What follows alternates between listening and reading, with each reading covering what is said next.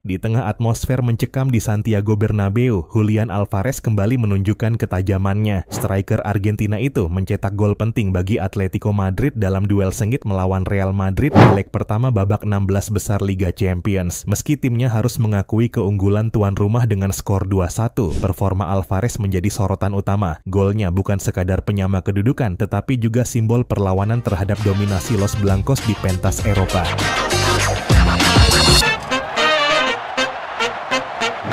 Halo dan selamat datang kembali di Papa Bola. Dengan gol tersebut, Alvarez bergabung dalam daftar eksklusif pemain Argentina yang mampu menjebol gawang Real Madrid di fase gugur Liga Champions di Bernabeu. Sebelumnya, hanya Lionel Messi yang berhasil melakukannya saat masih berseragam Barcelona pada 2011. Lebih dari itu, golnya menjadi yang kedua sepanjang sejarah Atletico di stadion ikonik ini dalam ajang Liga Champions sejak 1959. Alvarez juga mencetak 2 gol ke gawang Real Madrid musim ini, menjadikannya satu-satunya pemain Atletico yang mampu melakukan hal itu dalam satu musim kompetisi. Sejak bergabung dengan Atletico, Alvarez telah mencatatkan 22 gol di semua kompetisi musim ini, termasuk 7 di Liga Champions. Ia kini menjadi salah satu pemain paling produktif di Eropa, sejajar dengan nama-nama besar seperti Alexander Isak dan Lamine Yamal, dengan kontribusi total 27 gol dan assist sepanjang musim ini. Di Liga Champions, ia kini mengoleksi 15 gol dalam 26 pertandingan, sebuah catatan yang melampaui rekor Lionel Messi di usia yang sama. Tak hanya itu, Alvarez juga menjadi pemain ketiga dengan jumlah gol terbanyak dalam musim debut Liga Champions untuk Atletico Madrid. Dengan 7 gol sejauh ini, ia hanya tertinggal dari Vava 1958, 1959 dan Diego Costa 2013-2014 yang masing-masing mencetak 8 gol. Jika tren ini berlanjut, ia berpeluang besar melampaui rekor tersebut di leg kedua nanti. Namun, meski Alvarez bersinar, Atletico masih menghadapi tantangan besar. Kekalahan dari Real Madrid semakin memperpanjang catatan buruk mereka di kompetisi Eropa melawan rival sekota. Dari 11 pertemuan di ajang UEFA, Los Rojiblancos hanya mampu menang 3 kali, sementara selebihnya berakhir dengan hasil pahit. Momen menyakitkan di 2 final Liga Champions 2014 dan 2016 masih membayangi mereka, dan kekalahan ini semakin menambah daftar kekecewaan. Namun, di balik kekalahan ini, Alvarez tetap optimis.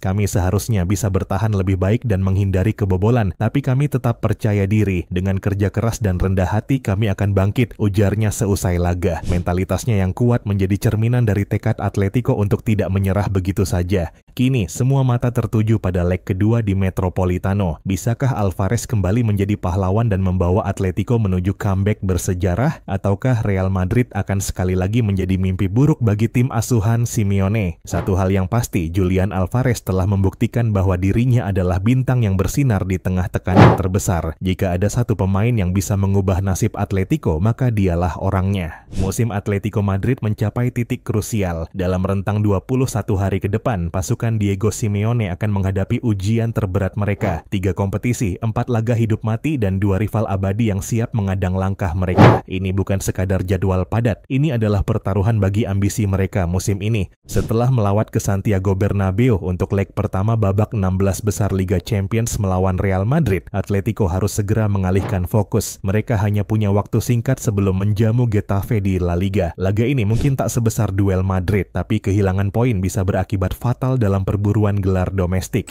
Namun pertandingan yang paling menyita perhatian adalah leg kedua melawan Real Madrid di Wanda Metropolitano. Jika Atletico ingin melaju ke perempat final, mereka harus menampilkan performa terbaik dan memanfaatkan keuntungan sebagai tuan rumah. Dukungan penuh dari tribun Wanda akan menjadi dorongan moral besar bagi Antoine Griezmann dan kawan-kawan. Tidak cukup hanya bertarung melawan Real Madrid, Atletico juga harus menghadapi Barcelona 2 kali dalam waktu yang berdekatan. Pertama, mereka akan bertemu dalam lanjutan La Liga yang bisa menjadi titik balik dalam perburuan gelar. Barcelona saat ini memimpin klasemen dengan 57 poin, hanya unggul 1 angka dari Atletico, sementara Real Madrid membuntuti dengan 54 poin. Kemenangan di laga ini bisa mengantarkan Los Rojiblancos ke puncak klasemen, dan sebaliknya, kekalahan bisa membuat mereka tercecer dalam persaingan. Pada 3 3 April nanti, Atletico akan kembali berhadapan dengan Barcelona di leg kedua semifinal Copa del Rey. Hasil imbang 4-4 di leg pertama di Camp Nou memastikan bahwa laga ini akan berlangsung sengit. Di hadapan pendukung sendiri, Atletico harus menemukan keseimbangan antara soliditas pertahanan khas Simeone dan agresivitas lini depan untuk memastikan tiket ke final. Jadwal Atletico dalam 3 minggu ke depan bukan sekadar serangkaian pertandingan biasa. Ini adalah periode yang akan menentukan apakah mereka masih punya peluang mengangkat trofi musim ini. Satu kesalahan saja bisa berakibat fatal, tapi jika mereka mampu melewati semua ujian ini dengan hasil positif, bukan tidak mungkin trofi La Liga, Liga Champions, atau Copa del Rey menjadi milik mereka. Diego Simeone pernah berkata bahwa timnya selalu berjuang dengan mentalitas partido a partido, satu pertandingan ke pertandingan berikutnya. Namun kali ini mereka harus menghadapinya dengan lebih dari sekadar mentalitas. Mereka harus siap untuk bertarung dengan segala yang mereka miliki, karena disinilah musim mereka dipertaruhkan.